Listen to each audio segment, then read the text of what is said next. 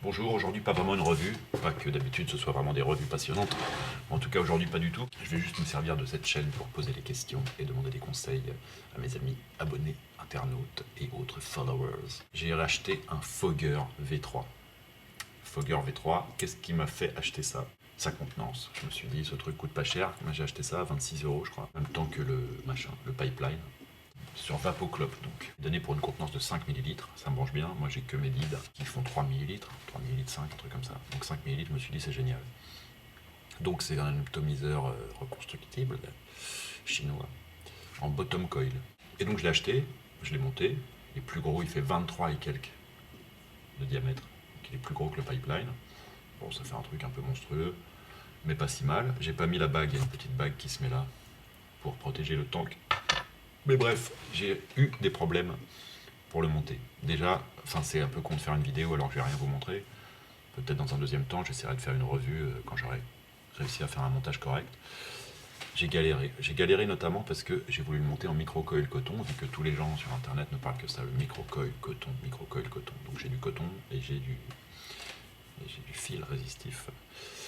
Et depuis que j'ai essayé plein de fois de faire des micro-coils coton, notamment sur Ligoel, et même j'ai essayé sur des agas, les monter en micro-coil pour voir, parce que tout le monde se targue que c'est une vape exceptionnelle.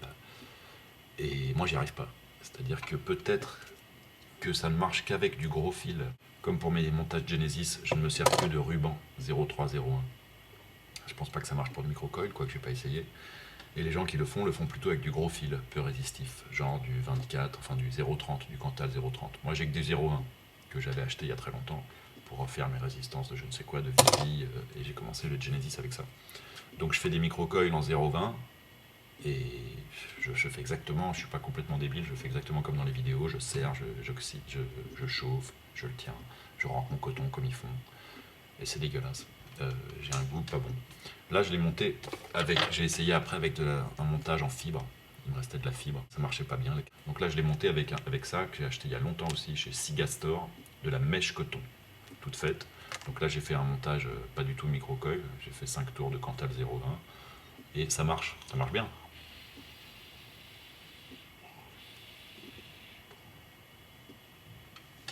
Ça marche, c'est pas mal.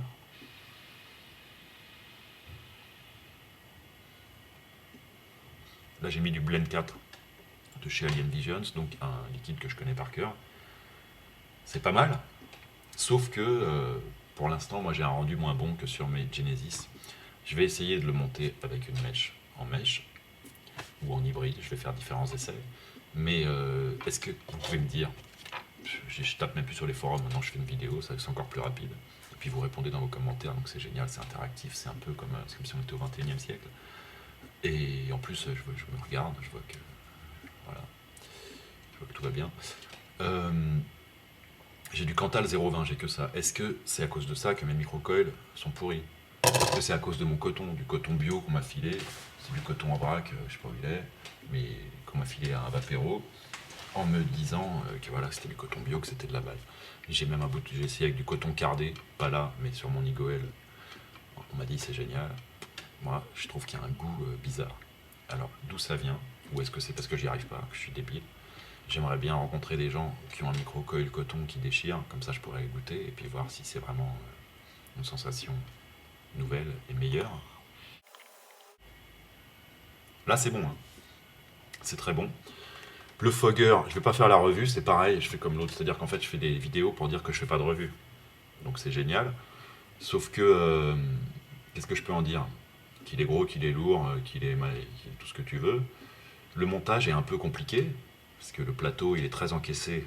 Là vous voyez, regardez, le plateau il est là en fait.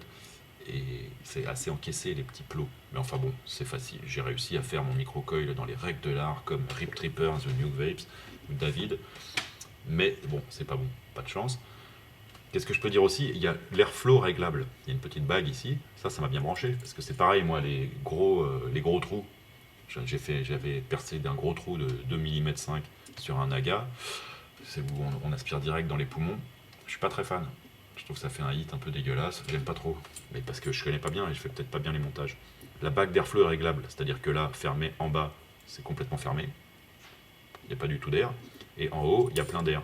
Il y a 4 gros trous qui se libèrent ici. Par contre, entre les deux, impossible de régler. Enfin, on peut se mettre entre les deux, mais la bague, elle est toute lâche. Donc c'est pas génial. Si je mets entre les deux, ça marche. Là, j'ai coupé parce qu'un enfant que je possède est passé dans le champ. 6 jours à fond, disais-je. Je vois pas une énorme différence. C'est ouvert, c'est agréable. Peut-être que je suis arrivé à un montage qui me plaît avec ça, là. C'est-à-dire que le goût est bon. Mais cette bague est un peu lâche à mon goût. C'est-à-dire que le réglage, franchement, il va pas être précis, quoi. Dès que je fais ça, la bague elle bouge. Et le réglage, pas super. Donc, je vais essayer de le maîtriser, de refaire des montages. Sinon, je le vendrai.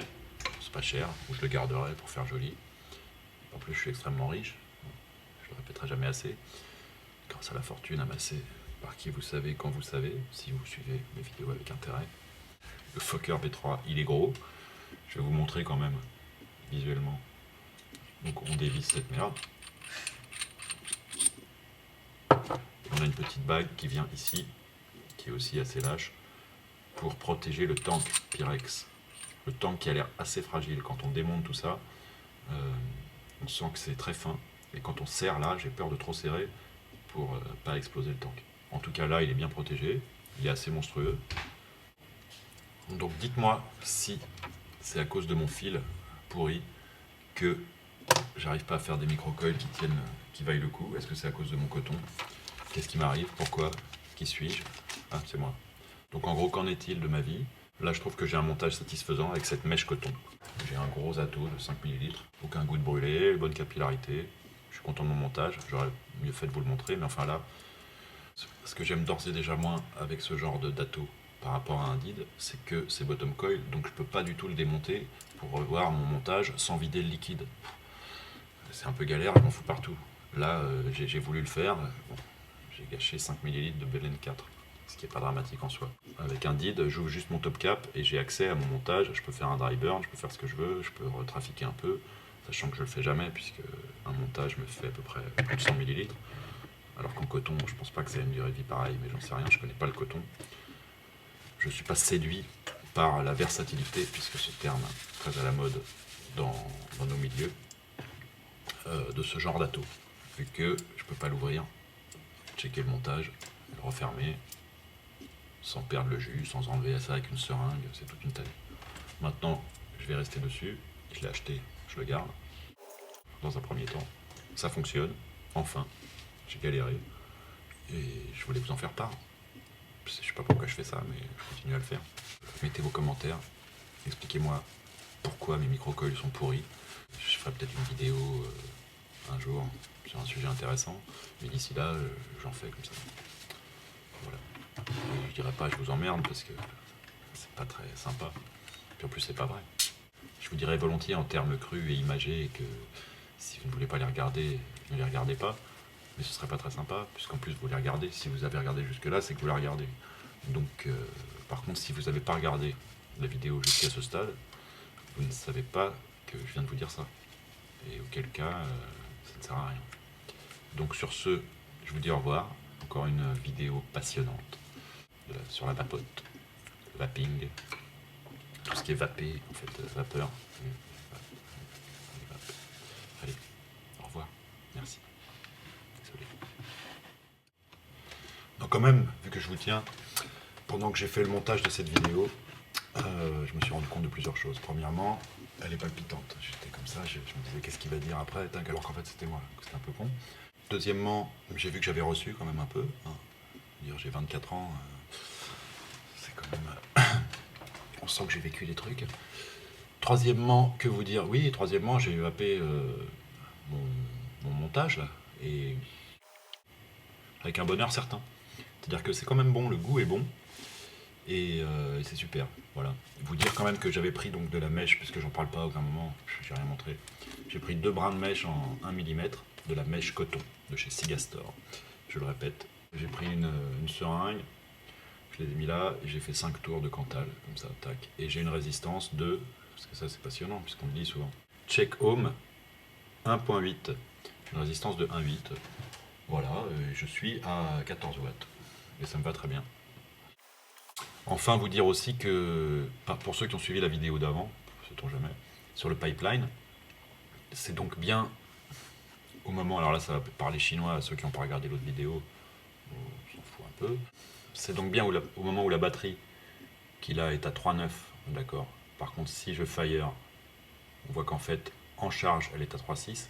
C'est au moment où la batterie en charge atteint le level qu'on a prédéfini dans le réglage cette batterie, qui est le réglage d'après, à savoir la 2.5. En fait, elle était à 2.9 hors charge, 2.5 en charge, boum, il s'est arrêté. E5 ou E7, je ne sais pas.